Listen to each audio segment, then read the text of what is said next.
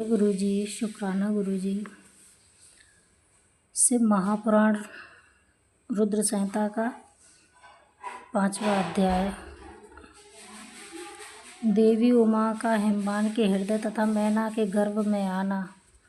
गर्भस्थ देवी का देवताओं द्वारा स्तवन, उनका दिव्य रूप में प्रादुर्भाव, माता मैना से बातचीत तथा नवजात कन्या के रूप में परिवर्तित होना। ब्रह्मा जी कहते हैं, नारद तदनंतर मैना और हिमालय आदरपूर्वक देव कार्य की सिद्धि के लिए कन्या प्राप्ति हेतु वहाँ जगत जननी भगवती उमा का चिंतन करने लगे, जो प्रसन्न होने पर संपूर्ण अभीष्ट वस्तुओं को देने वाली हैं। वे महेश्वरी उमा अपने पूर्ण अंश से गिरिराज हिमवान के चित्त में प्रविष्ट हुई।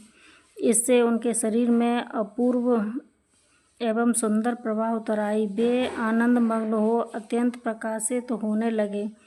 इस अद्भुत तेजो राशि से संपन्न महामना हिमालय अग्नि के समान अदृश्य हो गए। तत्पश्चात सुंदर कल्याणकारी समय में गिरिराज हिमालय ने अपनी प्रिया मैना के उदर में शिवा के उस परिपूर्ण अंश का आधान किया। इस तरह गिरिराज की पत्नी मैना ने हिमवान के हृदय में विराजमान करना निधान देवी की कृपा से सुखदायक गर्भ धारण किया। संपूर्ण जगत की निवास भूता देवी के गर्भ में आने से गिरिराज प्रिया मैना सदा तेजो मंडल के बीच में स्थित होकर अधिक शोभा पाने लगी। अपनी प्रिया शुभांगी मैना को देखकर गिरिराज हिमवान बड़ी प्रसन्नता का अनुभव करने लगे। गर्भ में जगदम्बा के आ जाने से वे महान तेज से संपन्न हो गई थी। मुनि उस अवसर में विष्णु आदि देवता और मुनियों ने वहां आकर गर्भ में निवास करने वाली शिवा देवी की स्तुति की और तदनंतर महेश्वरी की नाना प्रकार से स्तुति करके प्रसन्नचित्त हुए।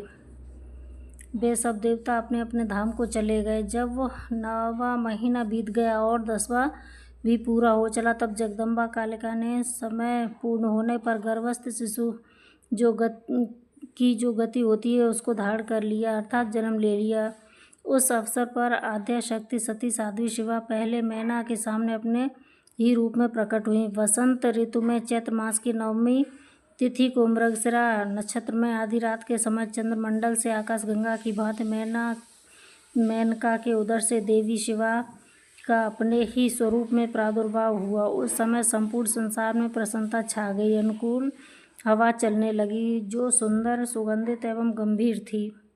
उस समय जल की वर्षा के साथ फूलों की वृष्टि हुई। विष्णु आदि सब देवता वहां आए। सबने सुखी होकर प्रसन्नता के साथ जगदम्बा के दर्शन किए और शिवलोक में निवास करने वाली दिव्य रूपा महामाया शिव कामिनी मंगलमयी कालिका माता का स्तवन किया। नारद सब देवता लोग स्तुति करने चले गए। तब मेनका का उस समय प्रकट हुई। नील कमल दल के समान कांति वाली श्याम वर्णा देवी को देखकर अतिशय आनंद का अनुभव करने लगी। देवी के उस दिव्य रूप का वर्णन करके गिरिप्रिया मैना को ज्ञान प्राप्त हो गया। वे उसे महेश्वरी समझकर अत्यंत हर्ष से उल्लासित हो उठी और संतोषपूर्वक बोली। मैना ने कहा, जगदम्बे महेश्वरी, आपने बड़ी कृपा की जो मेरे सामने प्रकट हुई। अंबिके, आपकी बड़ी शोभा हो रही है। शिवे, आप संपूर्ण शक्तियों में आद्या शक्ति तथा तीनों लोकों की जगत जननी देवी हैं। आप भगवान शिव को सदा ही प्रिय हैं तथा संपूर्ण देवताओं से प्रशंसित पराशक्ति हैं। महेश्वरी, आप कृपा करें और इसी रूप से मेरे ध्यान में स्थित हो जाएं, साथ ही मेरी पुत्री के अनुरूप प्रत्यक्ष दर्शनीय रूप धारण कर। ब्रह्मा जी कहते हैं, नारद पर्वत पत्नी मैना की यह बात सुनकर अत्यंत प्रसन्न हुई। शिवा देवी ने उस गिरिप्रिया को इस प्रकार उत्तर दिया। देवी बोली, मैना, तुमने पहले तत्परता पूर्वक मेरी बड़ी सेवा की थी। उस समय तुम्हारी भक्ति से प्रसन्न हो मैं वर देने के लिए तुम्हारे निकट आई। वर मांगो। मेरी इस वाणी को सुनकर तुमने जो वर मांगा है वह इस प्रकार है। महादेवी, आप मेरी पुत्री हो जाएं और देवताओं का हित साधन करें। तब मैंने तथास्तु कहकर तुम्हें सादर यह वर दे दिया और मैं अपने धाम को चली गई।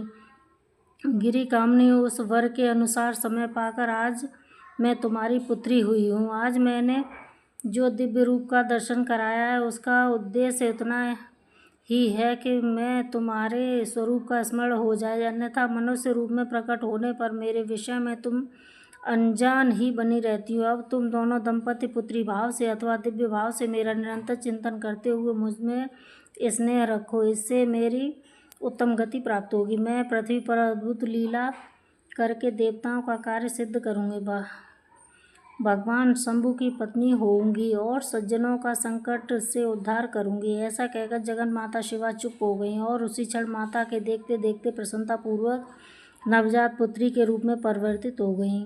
जय गुरु जी।